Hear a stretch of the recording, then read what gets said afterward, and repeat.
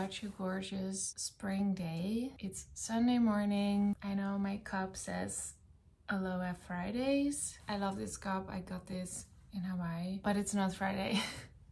It's Sunday, and this weekend is the first weekend in a while that the weather is just so good. Last year spring was so wet. It was raining for the entire months of March, April, even May, and then on the 1st of June the weather switched and it was summer all of a sudden. But this year, I mean, it's April, but it's really nice. We're going to go on a hike in this nature area that we go quite often, and it's perfect Sunday morning. What I love about Sunday morning is that it's just so quiet out on the streets because most people are still asleep or just taking it easy at home. There are barely any cars, there are barely any people walking or even running. I feel like Sunday is the day that most people go for a run because they're busy with work and stuff during the week. But then still, it's not like they get up at like 7 to go for a run, I feel. So I don't know, I just like the quiet. But then again,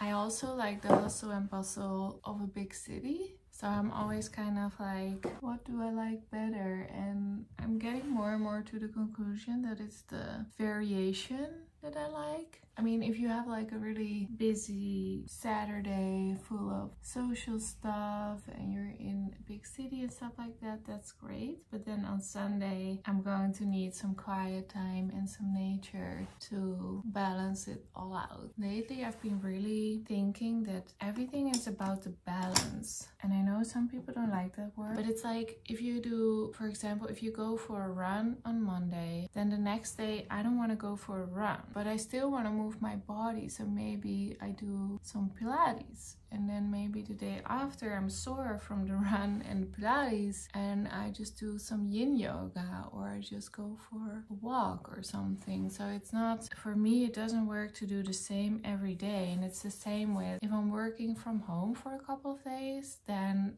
I'm really craving to leave the house, but then when I have a couple of really busy days outside of the home, I crave a quiet night in. I think that it's just really important, for me at least, to just really feel what do I need and not stay too much in one extreme over the other, because I feel my best and happiest and healthiest when I have both.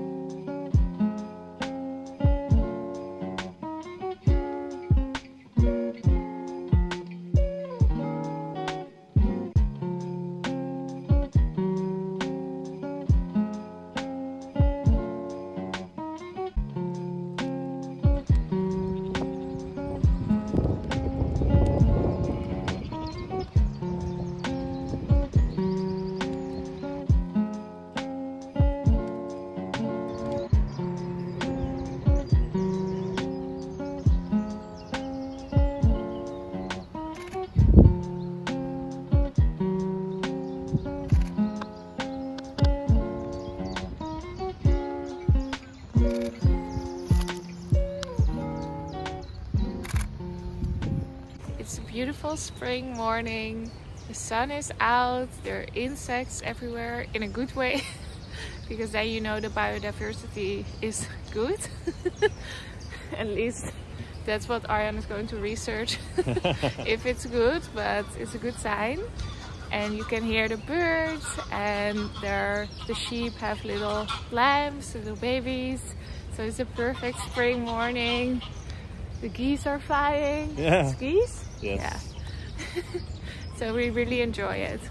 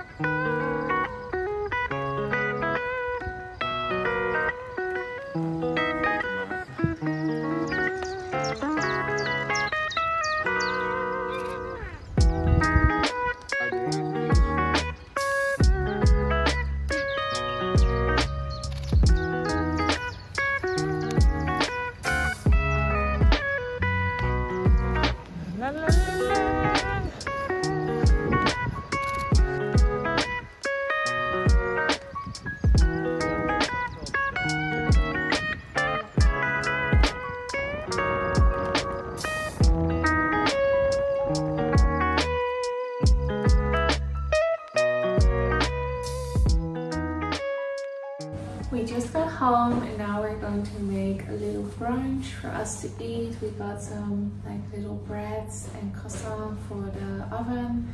So I'm just going to make a little brunch bread for us and we're just going to have like a really amazing Sunday.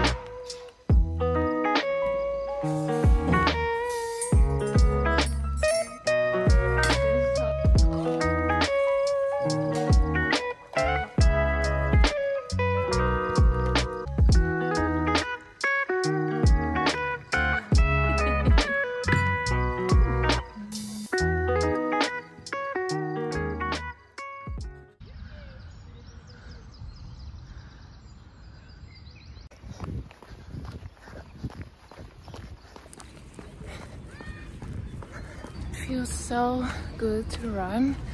You can really feel that it's spring and the sun is out, but all the greenery is like very fresh, very new. There are even blossoms, like the trees are blossoming.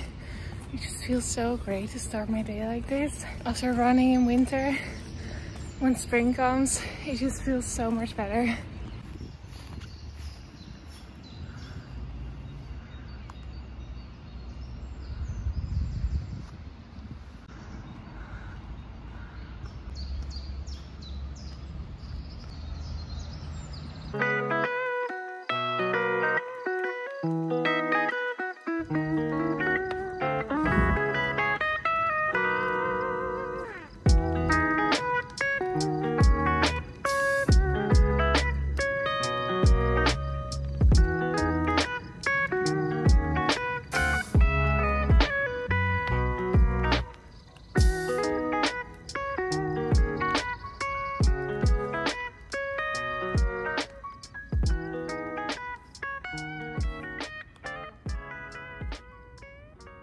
It's one of those days, it's just really warm, but also cloudy, and the wind can make it either cold or warm.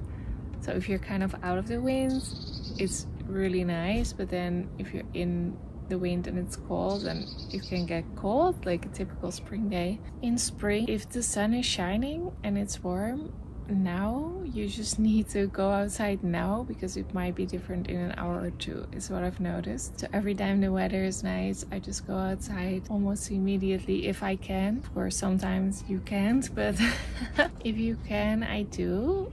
And it has been such a great spring, so much better than last year. Last year it was so rainy, and this year it's just what spring is supposed to be. You have some sunny days, some warmer days, there's a bit of rain, all the flowers are blooming. It's just so great, and I am just reading, and reading in the garden is genuinely one of my favorite things to do. I'm reading The Friend Zone from Abby Jimenez. I read 2 of her books last year and they were so good. They were called Part of Your World and Yours Truly, but this book is a little less good because it's like a romance novel, friends to lovers kind of thing, but this was written in 2019. The girl love interest is like the cool girl, but all the things she does that the guy likes, she's doing because she's deliberately trying to repel him because she's seeing someone else. So everything he likes about her